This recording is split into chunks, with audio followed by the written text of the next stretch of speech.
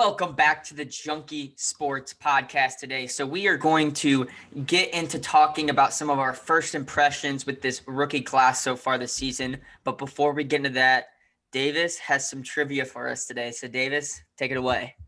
Absolutely. Thank you for that great introduction, as always, David. So we have some rookie-specific trivia regarding the first 4 or 5 games for a lot of these rookies.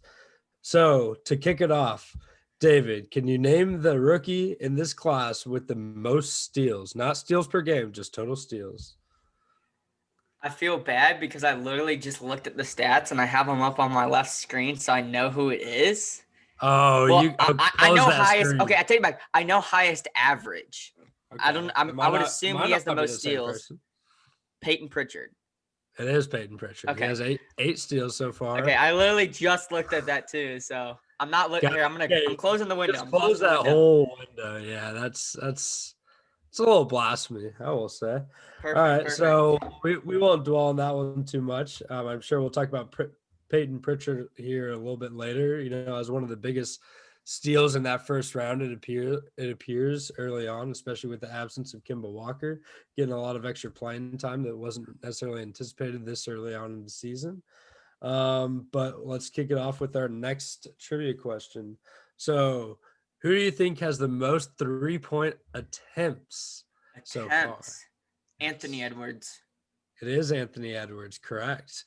I know he hasn't been shooting at that efficient. And he's probably like 30-something, 36 maybe, 35, 36. Yeah, so it's Anthony Edwards, and he's had 24 3-point attempts, and he's 8 for 24, a.k.a. It says 33%. I was close. I was a little higher, but okay. Hey, someone's been studying their rookie stats. I've been watching the games, man. This next one might throw you for a loop, so I'm ready for it. All right. Offensive rebounds, total offensive rebounds.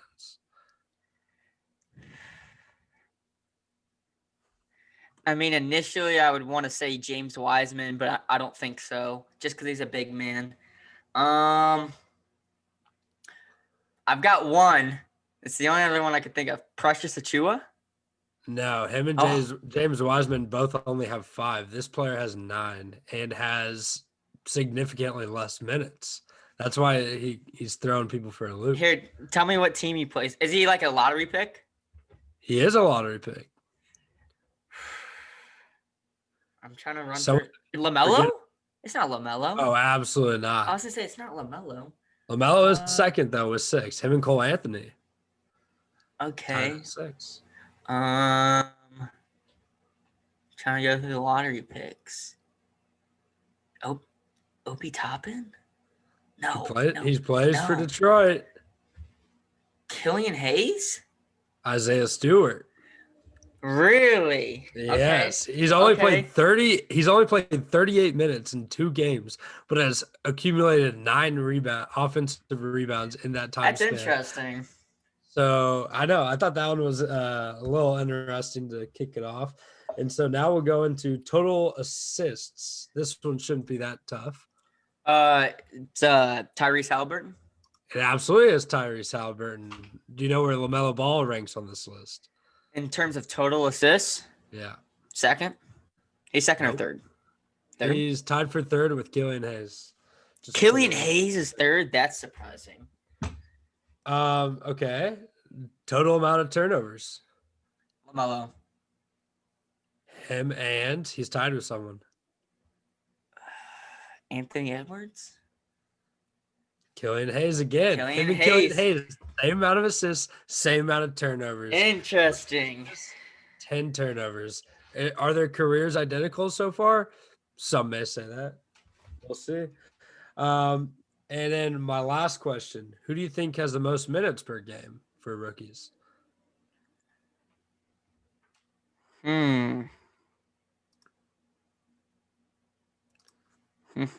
Lottery pick? Yes.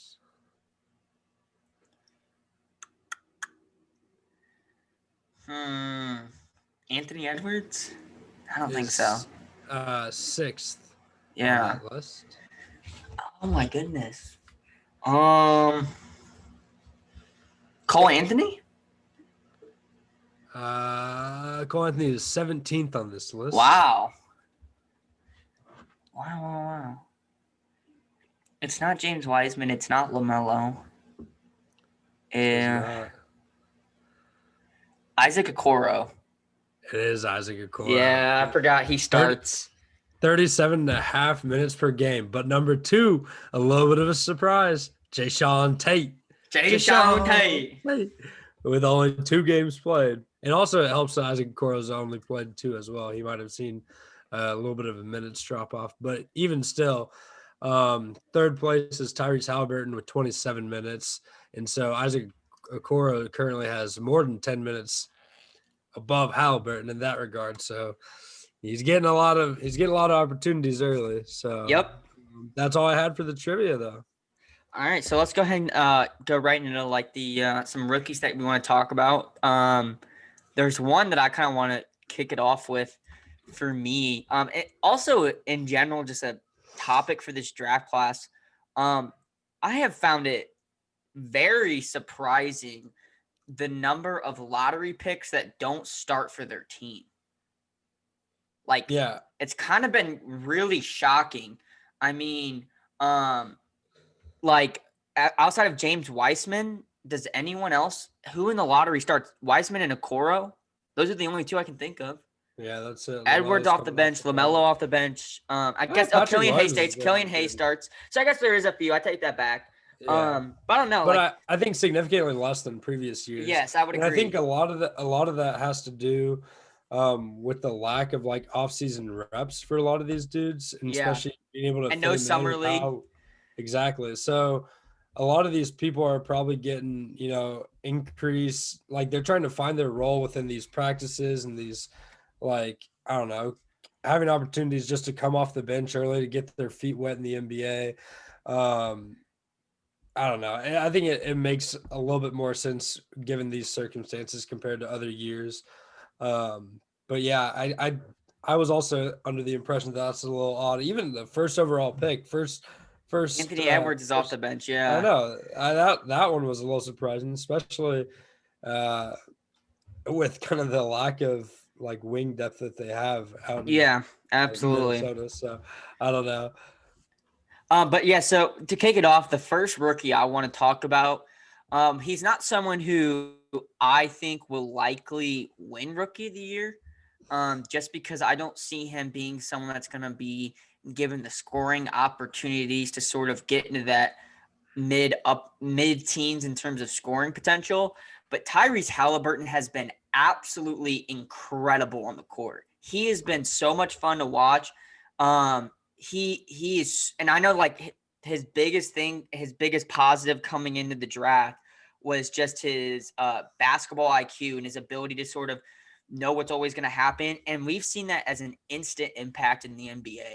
I mean, he's been incredible on the defensive side of the ball, jumping passing lanes, a fantastic on-ball defender. And at the same time, in terms of running an NBA offense, he's an amazing passer. He's got fantastic vision. Right now he's sitting around right at 10.5 points per game, which for him and his minutes coming off the bench isn't bad at all.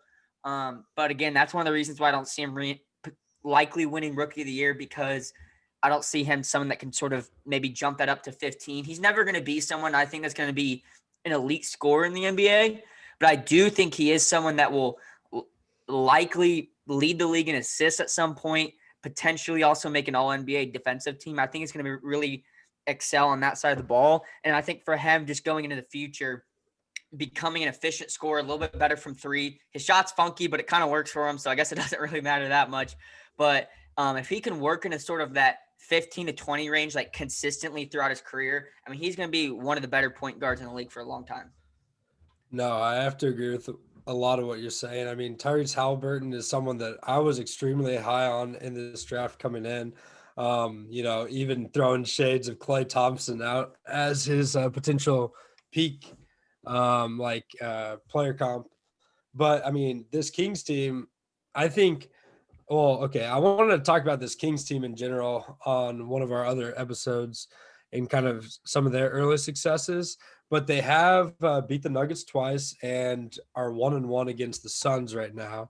and are off to, kind of looking like they did 2 seasons ago, to some respects. But I think Tyrese Haliburton can be a kind of glue guy, kind of like we've seen with Duncan Robinson for the Heat in some aspects.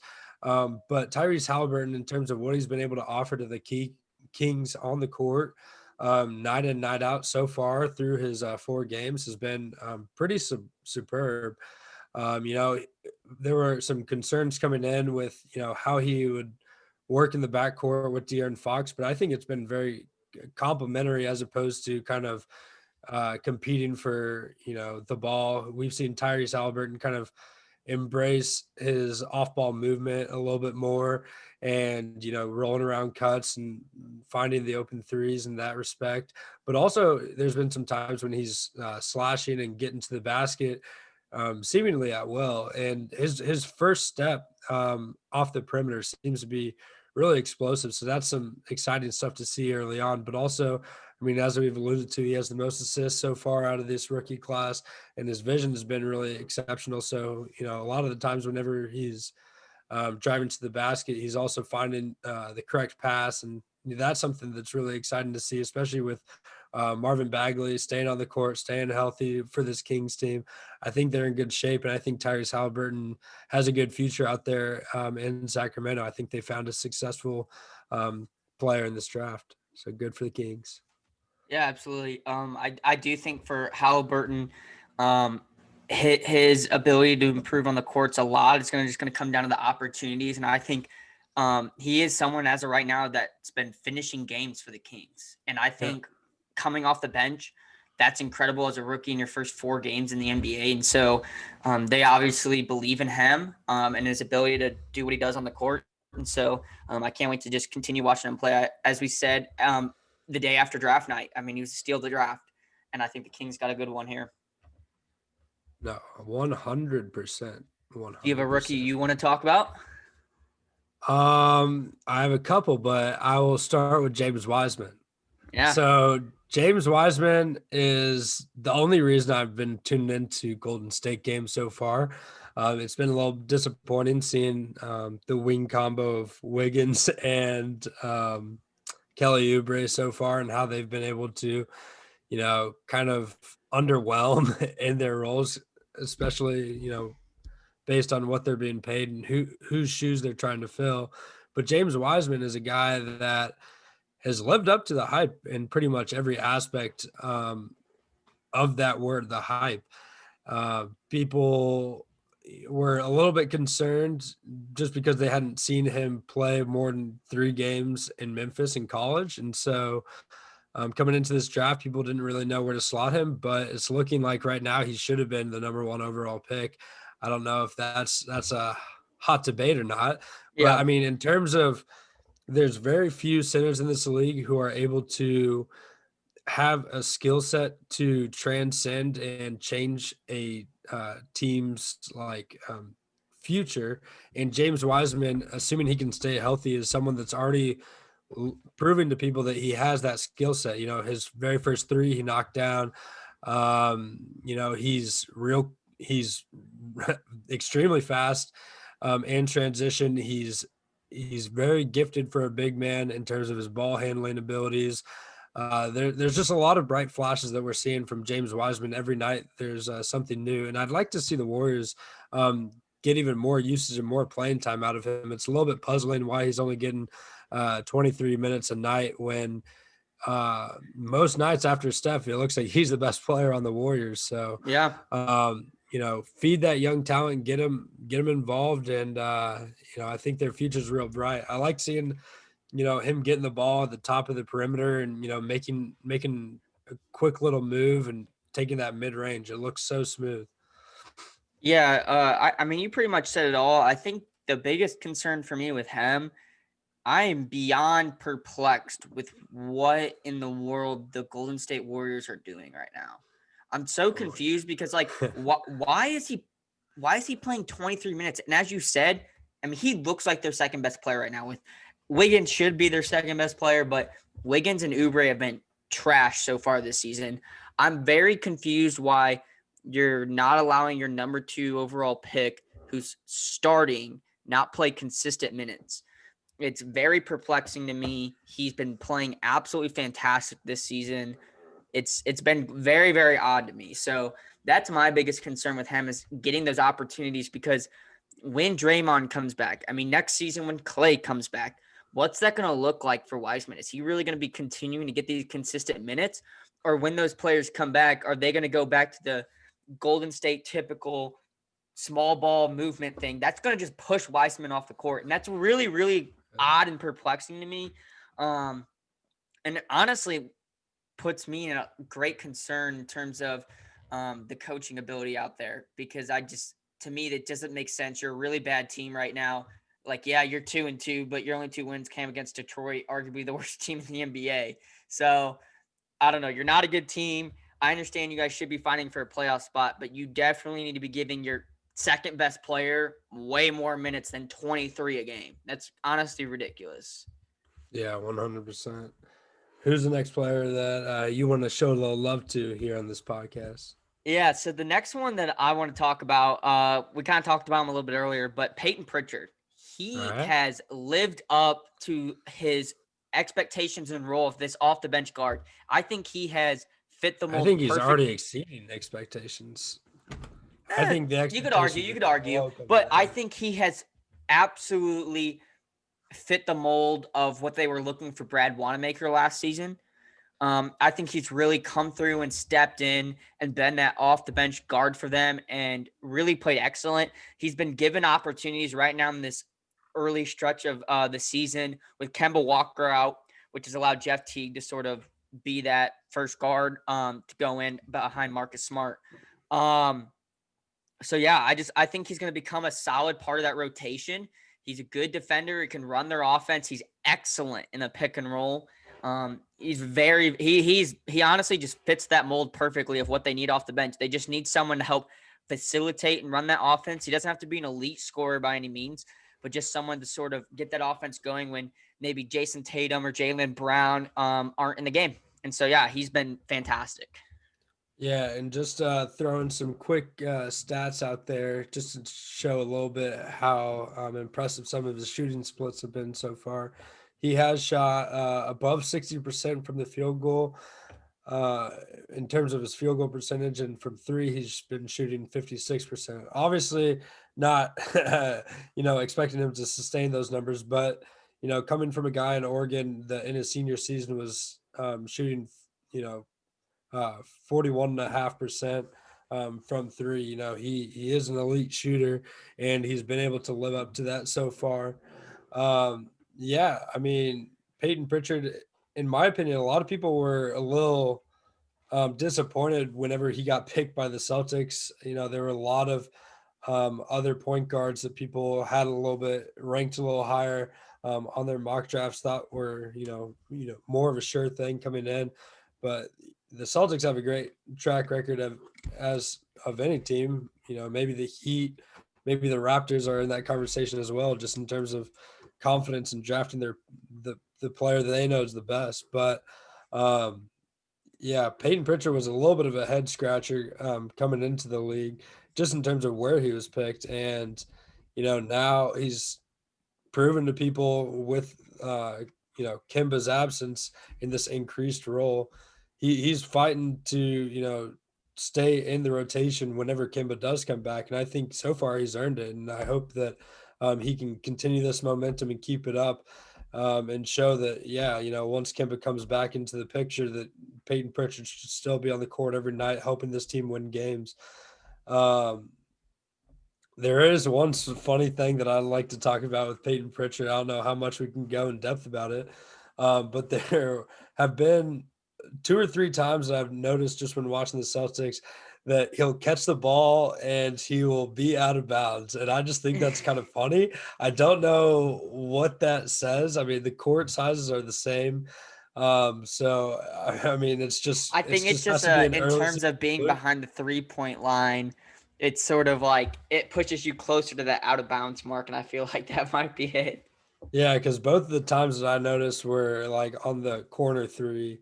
So it probably has to do with that. But I thought that was kind of humorous and something I wanted to point out. But yeah, I mean, I think Payton Pritchard has a bright future, and I'm glad to see him coming out of the gates red hot, this early. Yeah. So who's your next rookie you want to talk about? Let's see. So the next rookie that I'd like to show a little love to is Patrick Williams, Okay. another guy that people were very confused when he got drafted, and I rightfully was so. very confused. Rightfully so. But I think if you've watched any of the Bulls games, he is definitely one of their brightest spots outside of, maybe Lauri Markkanen's continued progression, which is very promising to see for the Bulls, which, but even still, the Bulls are struggling this season. However, Patrick Williams, in his NBA debut, he put up 15 points. He's still averaging, at 11 points per game right now. He's making hustle plays on defense. He's scoring in every aspect possible. He's knocking down threes. He's, faking guys out from three and stepping into that mid-range shot. He's attacking the rim, finishing.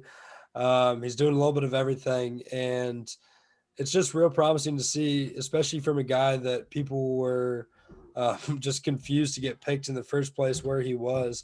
And I'm glad to see that at least this early on, that it looks like the Bulls might have been correct in their assessment of Patrick Williams.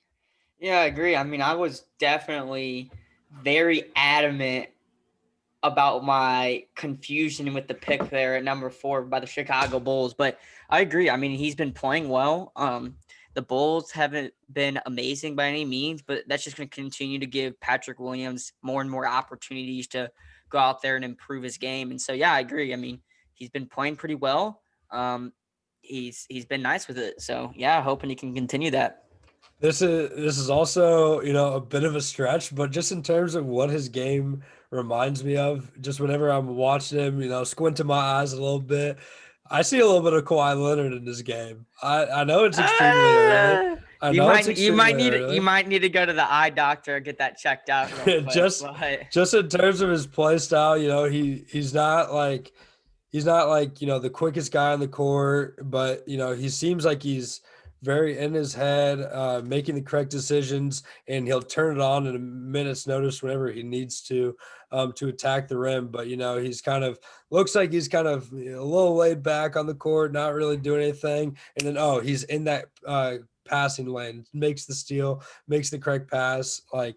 I don't know. I mean, obviously, like I said, it's very early and it's a little bit blasphemy to be even talking about that. But if we're talking about Tyrese Haliburton's potential ceiling being Klay Thompson, I want to throw out another little player comp right now. Patrick Williams, Kawhi Leonard. yeah, so I have 2 more rookies I want to talk about. And it'll be pretty quick for both of them. So the first one's Precious Achua. Yeah. He has been just fun to watch. He's been super entertaining to go out there and really go and see him sort of play alongside Bam and that Heat offense. He's a rim runner, aggressive rebounder. He's really just an energy guy. He honestly reminds me a little bit of Montrezl Harrell and sort of just you don't really need to get him the ball. Just let him play. He's going to bring the energy, bring the effort, and he's going to just get buckets and get rebounds. So he's been really, really fun to watch and someone I've enjoyed kind of seeing out there in Miami. And I know there's been a lot of comps with him potentially molding into sort of a Bam Adebayo player, which, I mean, for them would be pretty incredible considering where they selected him in the draft. I don't know if I potentially see that happening, but he is a nice player, and I think he was a good pickup for them and sort of an off-the-bench energy player. And then the other player I wanted to talk about, someone I don't particularly want to give a ton of love to. He hasn't played bad by any means, but I think in terms of what I was expecting from him, I would just say in general it's been kind of underwhelming. And that's Denny Avdia. He's just been there. He hasn't done anything amazing. He hasn't played terrible by any means, but he's just been underwhelming because he was one player that I thought was a potential steal the draft. I really thought he was going to come out this season and play lights out. He got selected later than a lot of people thought, fell to the Wizards. And I really thought that was going to really push him to drive. But, I mean, the Washington Wizards have been pretty underwhelming this season so far, going 0-4 so far. And I think a lot that's been hurting him has been playing alongside Russell Westbrook. It's really taken the ball out of his hands and really not allowed him to sort of do what he did best out in Israel, which was be that sort of point forward type of player, really run the offense, be a good passer. And it's not allowing him to do that. And so playing off ball just hasn't helped him that much. And so he's just been one player to me. He hasn't played bad. He's played okay. He just, I don't know, very underwhelming for me. Yeah, I mean, I still think there's enough like there's enough promising things that we've seen from Denny so far that has kind of translated and that he's been able to kind of live up to in terms of some of the expectations that he had coming into the league. I mean, he has, let's see, a 2-to-1 turnover to assist to turnover ratio. Sorry. He shot over 50% from three on on 13 attempts. Um, I mean, he's 50% from the field. Or wait, sorry. Yeah, he's over 50% from the field on 21 attempts, and some other things. But I agree. Whenever you kind of do the eye test, see him put into the Wizards system a little bit more. I do agree that Russell Westbrook's presence there does kind of draw back from what we think of Dia couldn't be bringing to that team. And going back to Precious Achua, just to kind of add something else, I think people don't really realize how well. First of all, great job on the Heat. It looks like they got another steal in this draft. They've consistently done a great job of drafting, and he's been a guy that so far has been able to defensively hang with some of the better bigs in this league, specifically Giannis Antetokounmpo, in terms of being able to try to slow him down. And so, come the playoffs, that's someone else that you can just bring off the bench and try to defensively plug in and get some meaningful defensive production from. And so that's real nice to see. But something else to note is if you look back at that Memphis team from last year that he was a part of, obviously outside of the first three games, James Wiseman wasn't in the picture. So it was pretty much just him. And if you look at Memphis's team from last year to this season, the only thing that changed was him. He is no longer part of the team. Everything else is the same. And last year, they went from a team that probably had to win the conference tournament to get in, but they were one of the bubble teams, had a good record. And this season, they have not been playing very well, are 6-4. And I think just like you're kind of alluding to with that energy that he's bringing every play, every single minute that he's out there. And, some of those intangibles, I guess you could say, were definitely something that got overlooked in terms of his scouting early on. I mean, Jalen Smith got drafted over him, and we haven't really seen a whole lot of production from Jalen Smith so far. I know different opportunities and different circumstances, but still, um, yeah, I think you're right on the money with that Precious Achua. I really like what I see from him, and he was the next guy I wanted to talk about. But I'm glad you brought him up. Yeah. So are there any other rookies that you want to bring up before we wrap up this episode? Yeah, so there is one final rookie that I'd like to bring up, and that's Cole Anthony. Okay. So we didn't have necessarily a spotlight feature on him yet, and one of the more promising things that we've seen early on, specifically in the first two games, was how great Cole Anthony was looking. He's kind of came back down to earth a little bit recently, um, but I still think we've seen enough of promising flashes in Cole Anthony's game, especially in that backcourt alongside Markel Fultz, who's also been blossoming and continuing to take next steps in his game. Um, but yeah, I've just been impressed with what Cole Anthony has been able to do, and I think his role of coming off the bench and just having expectations to just create his own shot and you know kind of have the reins whenever he's out there has been pretty promising to see. And he's just someone that's an exciting player to watch. Yeah, he's someone that I had as a dark horse candidate to potentially win Rookie of the Year. And he's been nice. I mean, the Orlando Magic have been a very, very fun team to watch at the start of this season. Undefeated so far, going 4-0. And yeah, without a doubt, he's just been a nice sort of bench plug for them. That guard off the bench, he's been real nice. Absolutely. That's all So I've got. before we Though. wrap up this episode, I have one question to ask you. So as of right now, through the 4 games, who's your rookie of the year? Ooh. Or